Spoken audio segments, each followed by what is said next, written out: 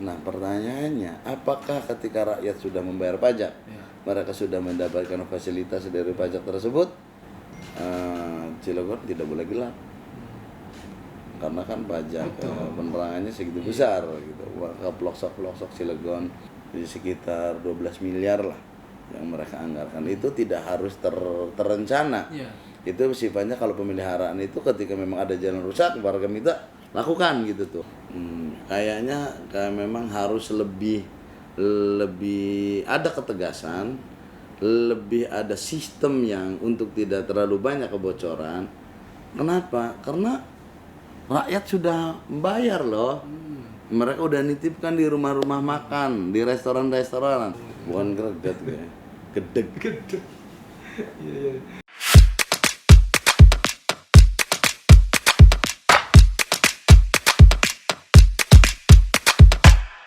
Assalamualaikum warahmatullahi wabarakatuh. Waalaikumsalam warahmatullahi wabarakatuh. Selamat berjumpa kembali dalam tayangan podcast Radar Banten. Sekarang kita sudah berada di DPRD Kota Cilegon. Bersama saya sudah ada Bapak Ketua DPRD Kota Cilegon, Bapak Haji Isro Miraj. Kita akan membahas seputar pendapatan asli daerah Kota Cilegon. Kota Cilegon dikenal dengan kota industri, kota dolar. Tapi apakah pendapatan yang diperoleh dalam setiap tahun itu sudah digunakan untuk pembangunan dan kemakmuran masyarakat Kota Cilegon? Langsung saja nanti kita berbincang dengan Bapak Haji Isro Miraj. Saya langsung saja sapa Pak Haji. Assalamualaikum. Waalaikumsalam warahmatullahi wabarakatuh. Sehat Pak? Alhamdulillah. Alhamdulillah, seger kayaknya. Seger. Pak Haji, bisa disapa dulu sobat podcast Radar Banten dimanapun berada. Baik, terima kasih. Assalamualaikum warahmatullahi wabarakatuh. Sobat podcast Radar Banten dimanapun Anda berada, mudah-mudahan dalam kesempatan ini selalu diberikan kesehatan, diberikan kemudahan dalam beraktivitas, diberikan kelancaran, dan semoga selalu bermanfaat untuk diri sendiri, keluarga, dan orang lain, tentu bangsa dan negara. Amin, amin. Pak Isro, ngomongin kebermanfaatan bagi masyarakat, nyambung nih, agak nyambung. Saya tuh selalu menarik ketika membahas pendapatan Kota Cilegon karena kaitannya sama manfaat bagi masyarakat, betul dong? PAD Kota Cilegon sekitar 800 miliar lebih. Apakah sudah bermanfaat bagi pembangunan Cilegon dan masyarakat? Betul.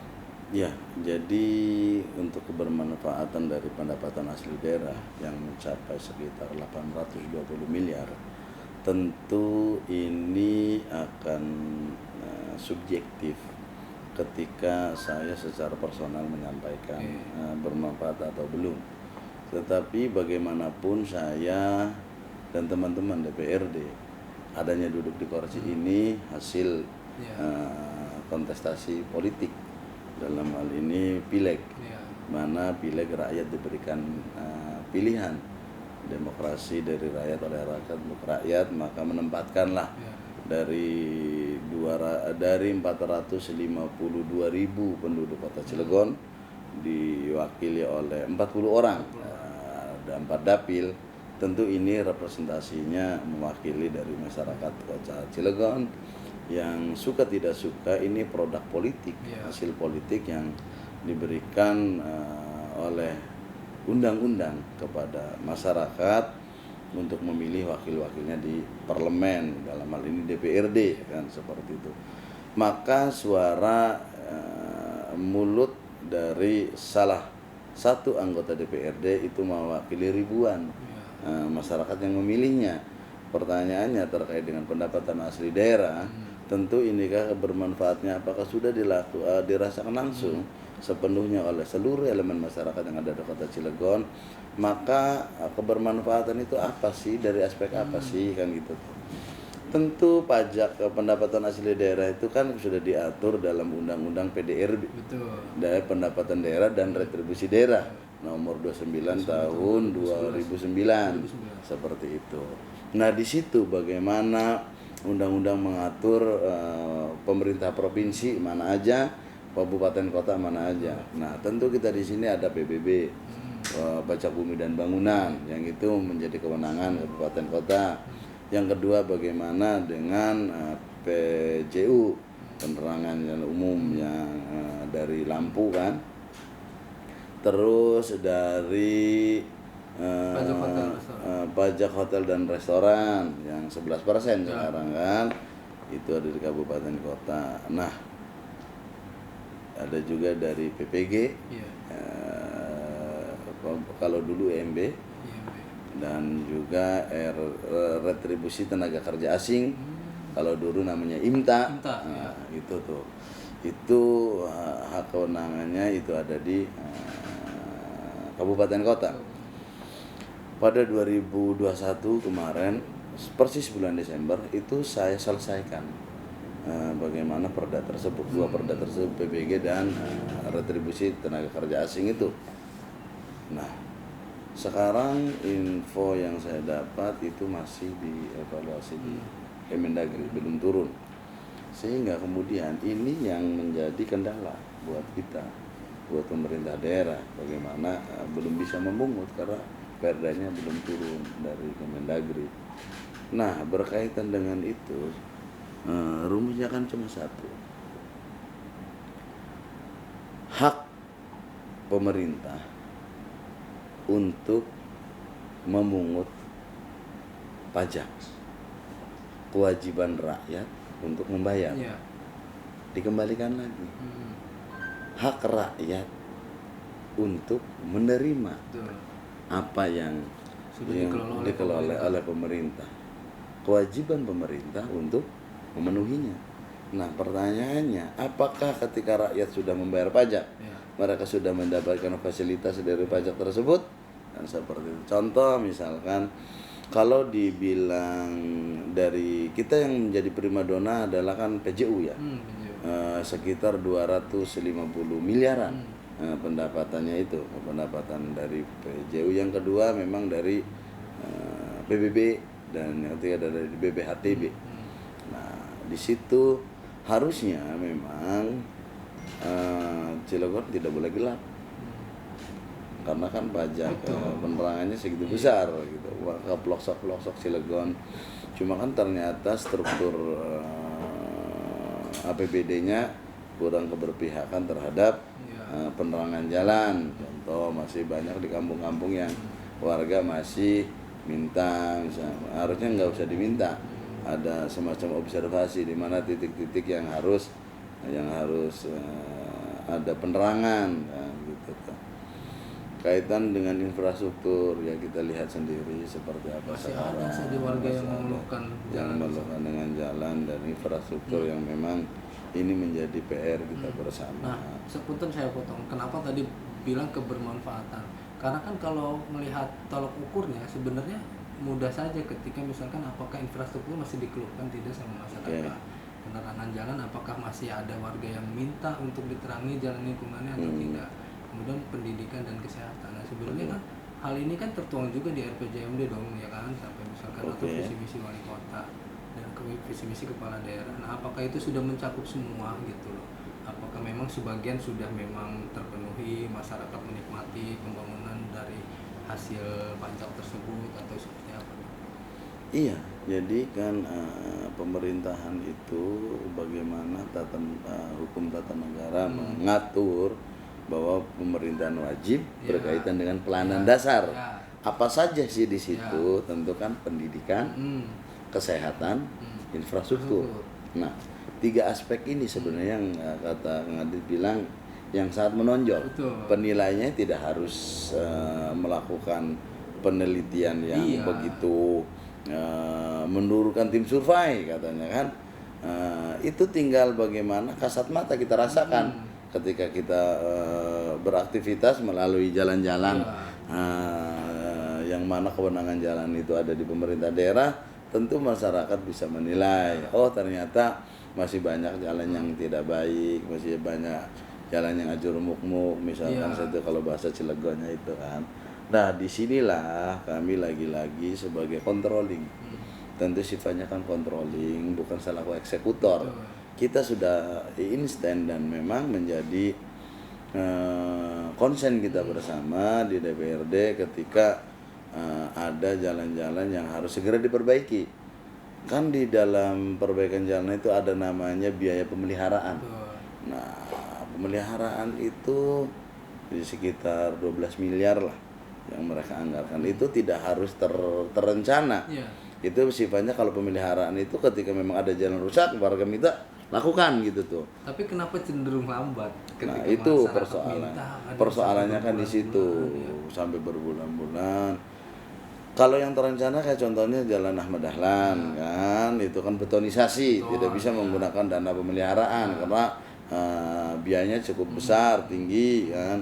Kayak Jalan Kubang Laban yang kemarin sempat rame dan alhamdulillah berkat dorongan kita di DPRD dan Komisi 4 dan kami di DPRD itu bisa, alhamdulillah sekarang sudah tapi kan masih banyak juga jalan-jalan di lingkungan yang masuk lingkungan gitu, masih banyak yang rusak. Kejadian kemarin ada yang nanam pohon juga. Kemarin saya cek, saya komunikasi, alhamdulillah sudah di ya artinya saya ingin dan selalu saya tekankan kepada pemerintah, tolong tidak harus ada permintaan.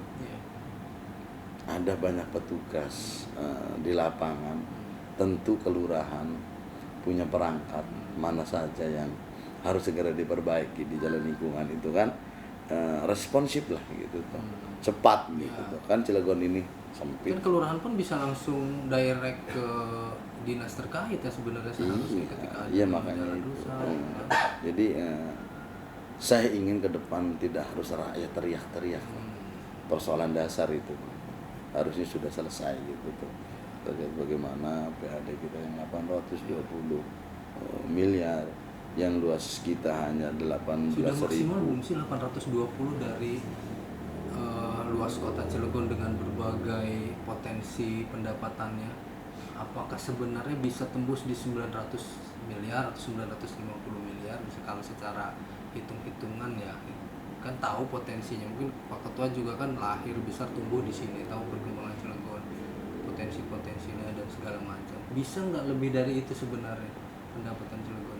Iya, jadi memang waktu itu kita sering berdiskusi dan pernah juga Komisi 3 mengambil semacam konsultan dari luar. Bagaimana untuk menghitung potensi pendapatan ini, apakah terjadi banyak kebocoran atau tidak. Karena kadang-kadang yang diberi BPK itu mungkin terkait dengan belanja. Yang belanja saja, sementara pendapatannya kan potensi pendapatannya itu memang harus ada kajian secara akademik. Sebenarnya secara akademik itu bagaimana, tentu tidak keluar dari kewenangan yang diberikan oleh aturan ya, yang tadi di awal saya sampaikan bahwa sudah diberikan porsinya ini, bahwa pendapatannya dari ini. Nah, di situ tentu kebocoran banyak yang saya lihat itu, sepertinya banyak kebocoran itu di pajak hotel, di restoran kan, yang 11% itu ya.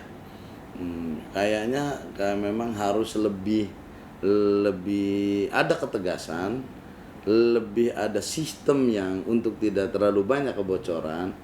Kenapa? Karena rakyat sudah membayar loh. Mereka udah nitipkan di rumah-rumah makan, di restoran-restoran. Ketika mereka bayar makan kan sudah terpotong. Itu kan bukan dari restoran. Iya, bukan. Itu kan uang rakyat gitu. Tuh ketika pelaporan pajak kadang tidak real gitu. Kadang tidak real. Nah, di sini nih, makanya waktu itu kita konsen bagaimana saat itu di tapping box katanya kan, supaya tidak terlagi kebocoran. Dan waktu itu saya minta juga untuk bagaimana BJB ikut bantu dengan CSR-nya untuk beli tapping box itu kan. Sudah pernah didorong itu? Udah itu udah pernah kita dorong. Banyak tapping box di semua restoran. Di semua restoran supaya tidak terjadi banyak kebocoran. Kan kadang-kadang dalam tanda kutip punten. Karena itu laporannya bisa real time ya? Bisa real gitu tuh. Kalau nggak diotak-atik juga kan. Kadang-kadang juga yang nakal juga punten, restoran juga kadang-kadang ada yang nakal. Kayak kasus di Bandung pernah ada salah satu rumah makan yang disegel pada saat itu karena dia tunggakan pajaknya. Jadi ada semacam memang harusnya itu kan kembali lagi kemauan, ada konsen dari pemerintah, dari eksekutif. Contoh misalkan dia harus ada observasi yang secara detail bisa diprediksi. Contoh nongkrong satu petugas pajak misalnya dihitung berapa orang luar masuk, potensinya itu disesuaikan. Ada enggak itu wajar enggak misalkan rumah makan ini begitu dia rame tapi kok bayar itunya. Kita kan secara global dikasih tahu. Artinya pada pajak restoran kan sekian miliar gitu tuh. Sementara yang melakukan pemungutan itu mereka. Harusnya ada semacam sampel dalam arti sesungguhnya bener nggak sih, segini nggak sih kan gitu tuh. Itu ada di mereka. Kalau kita kaji bukan secara global potensi-potensi itu, maka ya kayaknya sih belum maksimal kalau udah 820 miliar itu. Kan kita kalau dalam rapat-rapat tertentu kita minta di Manggar coba LH dari retribusi ini. Sampah itu masuk retribusi nggak sih? Masuk. Sampah itu masuk. Karena sekarang kan masih nggak boleh karena menurut KPK harus ada BLUD dulu kan gitu tuh. Intinya gini, bahwa dinas ini harus sekian. Nah itu kita minta kan secara target. Saya tekankan intinya kami berharap pendapatan meningkat tapi tidak juga membebani masyarakat. Itu yang selalu sering saya sampaikan. Tidak boleh pendapatannya meningkat, PAD-nya bagus, tapi terbebani buat masyarakat. Apa terbebaninya? Ya yang harusnya contoh ada semacam inovasi misalkan bayar ini harus ada ini. Itu ketika membebani masyarakat itu kami juga keberatan. Perlu juga nggak sih dibuat sistem digitalisasi ya, karena kan sekarang serba digitalisasi ya. Pelaporan PBB misalkan digital, tidak perlu lagi datang ke dinas. Ini kan untuk memudah masyarakat kan, layanan-layanan terhadap masyarakat. Karena kan makin mudah masyarakat makin dia senang misalkan gak usah capek-capek ke dinas. Kadang ada juga masyarakat yang nunggak pajak lantaran dia malas datang ke dinas. Karena kemudian itu mungkin perlu inovasi dari pemerintah daerah. Itu sangat perlu menurut saya. Karena apa? Mudahkan mereka karena mereka akan memberi uang. Iya. Gitu tuh. Mereka ingin memberikan sesuatu ke kita, maka kita harus jemput bola. Nah ini perlu inovasi. Bagaimana jika penting kan ibaratnya orang mau bayar PBB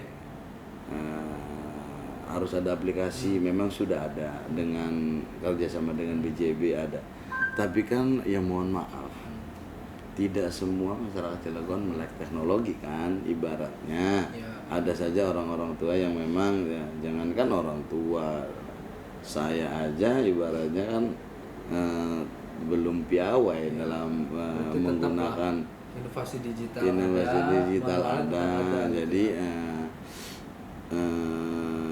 sistem yang lain juga ada, seperti kayak orang suruh menarik jadi di akhir tahun nih misalkan sudah harusnya di bulan ini tuh udah ada semacam klasifikasi memang di bulan ini nih orang bayar pajaknya tinggi misalkan gitu. Tentu ada yang sifatnya datang langsung turun dengan imbalan-imbalan kayak semacam ada gitu ya. Ada hadiah, reward, ada reward untuk ya sekedar door prize di kampung-kampung atau di kelurahan di setitik ini gitu. Lebih jangan di mall gitu tuh. Jadi tidak harus kan selama ini sudah dilakukan, tapi kan tuh kelasnya untuk mungkin yang di kampung menengah polanya atas. begitu ya, Mungkin jemput bola tapi ada reward hadiah. ada riwayat kecil. Oh, siapa yang bayar pajaknya bagus gitu tuh, bayar PBB-nya bagus contohnya gitu. Ada mobile gitu tuh keliling kan. Memang sekarang sih ada, cuma kan di mall-mall mereka diundang karena kan ditelepon sama kita yang udah ngisi itu udah dilakukan, tapi titiknya kan itu di pusat kota gitu. Kalau yang lebih ada kayak semacam mobilnya gitu tuh kan 43 kelurahan 8 kecamatan, misalkan satu kecamatan satu nih. Kayak kalau kita lihat mas samsat keliling lah, tapi Nah, ini polanya ya. pajak PBB keliling gitu tuh. Kan kayak di Kabupaten Bandung kan udah ada juga itu. Dia mobilnya itu mobil khusus bayar PBB itu karena mungkin dia perbukitan kan. Namanya itu luasnya. diusulkan pemerintah daerah, DPRD siapa menganggarkan mobil-mobil keliling untuk PBB itu? Ya. Kan kalau selama tidak ada usulan mungkin kan Dewan juga menunggu kan inovasi. Iya, inovasi kan. Iya. Nanti kami juga beri masukan ya, bagaimana cara mendapatkan itu efektif atau tidak, kaji lah. Ini kan baru ide ya, ide dan gagasan sepertinya kalau beli 8 mobil aja kan untuk 8 kecamatan, satu kecamatan satu sepertinya ini efektif. Karena kan sekarang Cilegon kalau yang saya lihat lagi sulit membelanjakan uang nih Pak Ketua. Silva aja terprediksi hampir 600 miliar gitu ya. Kenapa tidak buat aja program-program misalkan 600 miliar ini masuk ke APBD tahun depan. Boleh dong ngusulin misalkan atas inisiatif DPRD beli mobil-mobil untuk PBB keliling seperti itu kan. Iya, jadi berbicara Silva tentu kan tidak sesederhana memang apa yang digambarkan oleh masyarakat pada umumnya. Yang anggaran itu ketika sudah di floating di situ nggak bisa di compare ke yang lain kan, ibaratnya tidak kan serta-merta bisa digunakan tidak bisa untuk belanja hal-hal yang lain karena kan sudah dikunci di SIPD betul. kan gitu tuh, sudah terkunci di situ. Maka itu menjadi evaluasi ketika tahun ini kemarin 469 miliar, sekarang 411 miliar kan silvanya itu. Ini harusnya menjadi suatu pembelajaran. Apa sih Pak Ketua penyebabnya sampai bisa sebesar itu gitu? Iya kan, silva itu ada dua, silva positif, silva yang negatif. Silva itu pembiayaan. Ada yang begini, kenapa saya bilang silva positif? Ketika di anggarannya 20.000, ternyata programnya tetap jalan, tapi ada kegiatannya hanya cukup begitu tender cukup di 15.000. Berarti kan dong jatuhnya. Jatuhnya tapi tetap silva. Oh iya betul. Langsungnya kan silva. Ini kan silva yang positif. Programnya jalan. Itu tuh. Manfaatnya dirasakan. Itu saja uang pemerintah tuh diefisiensikan. Diefisiensi berarti untuk belanja nanti karena kan ada silva tadi. Sisa lebih pembiayaan anggaran kan. Nah, itu yang positif. Tetapi kalau yang negatif, programnya nggak jalan, uangnya nggak kepake. Nah, ini yang terjadi nah sekarang ini yang terjadi gitu tuh. Maka kita kan sering tanya apa sih kendalanya? Greget nggak sih Pak? Greget nggak secara pribadi sebagai ketua dewan, duit sudah dikasih, program nggak jalan, apalagi kaitannya sama layanan dasar masyarakat, urusan pekerjaan umum. Gitu. Bukan greget ya, gedeg. Iya. Itu maksudnya saya. Kenapa? Karena kita orang awam lah taruh ya. Orang kan melihatnya duit ada, APBD pendapatan besar. Kok urusan jalan saja misalkan tidak selesai gitu loh. Lelang saja tidak selesai ini. Kenapa gitu loh sampai bisa terjadi? Apakah kurangnya seorang leadership kepala daerah atau memang dinas yang takut menjalankan itu? Kan ada dua nih faktornya. Harus ada pembagian tugas. Kalau menurut saya antara wali kota dan wakil. Bagaimana selesaikan rumah tangga, bagaimana eksternal, internal, pemilihan itu baru akan intinya kan ada suatu soliditas antara keduanya dan diikuti oleh para bawahannya. Jadi tidak bingung nih di bawah gitu. Tidak bingung yang di bawah, tidak kalau ini gimana, kalau ini gimana. Itu sepertinya yang saya lihat itu di situ kejadiannya gitu tuh. Jadi ada suatu rencana pembangunan yang tidak selesai dalam tataran komunikasi. Saya lihat di situ. Akhirnya bingung. Oh, sementara pemimpin A ininya ini, pemimpin B ininya begini. Maka di situ perlu keselarasan. Antara pasangan ini begitu dipilih, mereka harus berjalan beriringan, karena yang dirugikan adalah rakyat ketika yang terjadi saat ini seperti itu. Tapi kemudian kenapa tidak ada tindakan tegas gitu loh dari kepala daerah tersebut? Kan sudah tahu misalkan tidak berjalan ya, oke lah, harusnya demi kepentingan masyarakat mereka sejalan dong harusnya gitu ya, harus selesaikan persoalan itu. Tapi akhirnya tidak juga menemukan solusi sehingga program tidak jalan, si Silpa akhirnya kan membongkar itu. Nah, makanya itu dikembalikan ke mereka, ke personal mereka masing-masing ya. Kita sering ingat. Tapi Dewan udah nggak kurang-kurang kalau melakukan pengawasan perekaman ke dinas untuk menyerap anggaran. Ibaratnya nggak cuma ngembalikan meja ya. Jadi kita kan ada kaidah-kaidah, ada norma-norma di mana walaupun kita dilindungi oleh hak imun ketika menyampaikan pendapat, dan pendapat itu sebagai representasi masyarakat, tetapi ada kaidah-kaidah tadi yang memang sampai kan pernah bertanya ala anggota dewan itu, sekalian mundur aja kalau nggak sanggup kan. Ada kata-kata itu yang terlontar itu saking gregetnya tadi gitu tuh.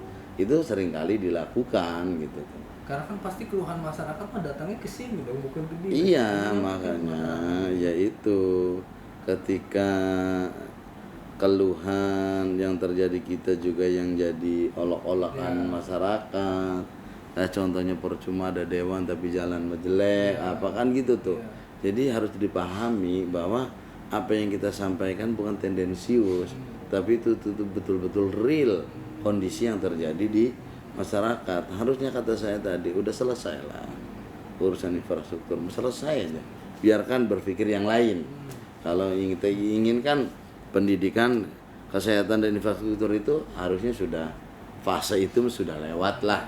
Kelasnya Cilegon mah kan gitu tuh. Tinggal berpikir bagaimana menumbuhkan UKM gitu tuh. Kesejahteraan yang lebih baik seperti apa. Kan gitu. Karena sebenarnya kalau sadar akan janji politik itu harusnya tidak perlu ditegur masyarakat ya Pak Ketua ya. Karena kan visi misi itu kan representasi janji politik kan.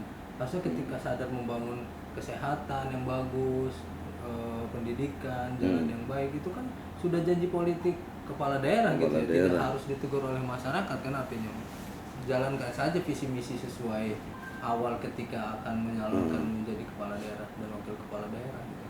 Iya, yang saya bilang tadi dari awal bahwa sebenarnya ketika rakyat sudah memenuhi kewajibannya, haknya kan harus terpenuhi. Kewajiban rakyat apa? Bayar pajak kan? Sudah kan, ada kan gitu tuh. Nah, maka haknya harus kita penuhi gitu tuh. Tidak harus diminta, selesai di situ tuh. Kalau dapat dipahami arti dari kata-kata itu sangat luar biasa, dalam kan. Itu tuh. Jadi tidak harus lagi teriak-teriak. Dan balik lagi ke pendapatan daerah, sektor UKM kan lagi menggeliat ya. Sektor UKM ini kan secara nasional saja Menteri Ekonomi Kreatif lagi terus menumbuhkan di tiap daerah. Di Cilegon sebenarnya potensinya besar nggak sih melihat UKM dan industri kreatif lah untuk anak-anak muda di Cilegon? Iya, kalau saya sih melihatnya kalau urusan itu ya, kalau urusan UKM, ekonomi kreatif itu saya tidak berpikir dari pendapatan. Saya melihat ketika mereka sudah bisa survive saja atau kita bantu betul maksimal ketika mereka bisa jalan, itu kami tutup mata lah urus pendapatan dari situ. Yang tadi saya bilang tidak buka membebani masyarakat. Nah, ini UKM ini kan bertumbuh kembang saja, itu kami sudah dibebaskan dari pajak senang kan, saya tuh harus senang kan gitu tuh.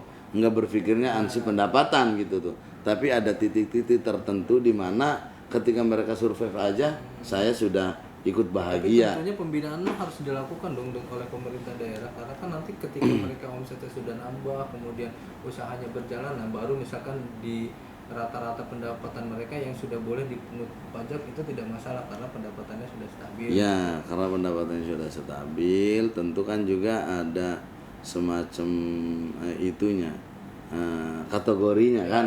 Yang kategori stabilnya seperti apa? Misalkan UKM yang sudah dia bekerja sama dengan salah satu industri, yaitu sudah otomatis kan gitu tuh. Nah, tapi UKM kecil kayak pedagang apa segala macam yang dia punya stand, yang dia punya kios, itu mah Janganlah dibebani ya. enggak. Janganlah itu, mereka udah itu aja kita sudah senang, sudah bahagia ketika mereka bisa hidup dengan lepas dari persoalan pendidikan, tidak harus bayar, misalkan kesehatan ketika mereka mau berobat juga tidak harus berpikir pusing mengeluarkan biaya. Itu kan sebenarnya ketika mereka bawa motor, bawa sepeda, jalannya bagus kan gitu tuh. Apa sih yang sebenarnya harus dibenahi pemerintah daerah untuk meningkatkan potensi pajak? Apakah perlu motivasi dan terobosan yang out of the box oleh pemerintah daerah ini, atau misalkan dinas yang perlu berlari kencang mengikuti kemauan kepala daerahnya gitu? Iya, jadi kalau menurut saya harus ada reward and punishment ketika melakukan kan dari TPP mereka sudah lebih, sudah lebih, dan diatur dalam PP 69 kalau tidak salah tentang upah pungut, itu penghasilan resmi, insentif kan gitu. Artinya mindsetnya berpikir kalau tidak mau diajak lari cepat kamu parkir deh gitu, kan harusnya begitu tuh. Karena enggak ya, dan ini harus dimulai dari pemimpinnya, dari komandonya gitu tuh. Memecut bagaimana, tapi reward punishment-nya ada reward punishment-nya jalan. Terus yang ngerasa nggak sanggup kan dia ada kewenangan, kamu parkir deh. Parkir itu dalam arti berarti kamu tidak kompeten ditempatkan di sini gitu tuh. Kan ada dinas yang lain misalkan, kan ini seperti itu. Jadi perlu ketegasan, jangan ragu. Kinerjanya berjalan kurang baik, jangan juga dipertahankan terus-terusan. Program bakal mandek. Makanya berarti dalam artian harus berani mengevaluasi program sendiri ya, Pak? Iya, perlu, itu sangat penting menurut saya. Karena kan dia yang merasakan, dia yang melihat. Sampai ini kan kita di monitor ini bukan untuk saya nonton TV nih. Ini bagaimana data pajak yang masuk. Itu. Yang masuk retribusi, bisa saya sih bisa ngelihat tiap hari mana aja yang masuk, udah dari PBB berapa, dari itu udah ada di sini semua. Karena sudah terconnecting dengan BPKAD. Itu tuh. Jadi layar ini bukan televisi nih, justru ini bagaimana saya konsen juga. Cuma kan saya bukan dalam tataran eksekutor yang memerintahkan secara itu langsung terhadap bawahan. Hanya butuh reportnya saja. Jadi itu bahan saya untuk bagaimana pada saat tertentu, pada saat rapat kan saya sampaikan kan gitu tuh. Tapi kan kalau kepala daerah kan bisa langsung gitu tuh. Kan bedanya di situ. Bahwa konstitusi itu mengatur hak kita ketika membatasi hak kita ketika ambil hak orang lain. Salah satunya juga begitu. Sebelum menutup obrolan kita, saran untuk pemerintah daerah dan dinas terkait tentunya, bagaimana APBD kita ini bisa dimanfaatkan dengan baik, itu kan pendapatan daerah bisa lebih beragam dari inovasi-inovasi mereka sehingga muaranya pada kesejahteraan masyarakat.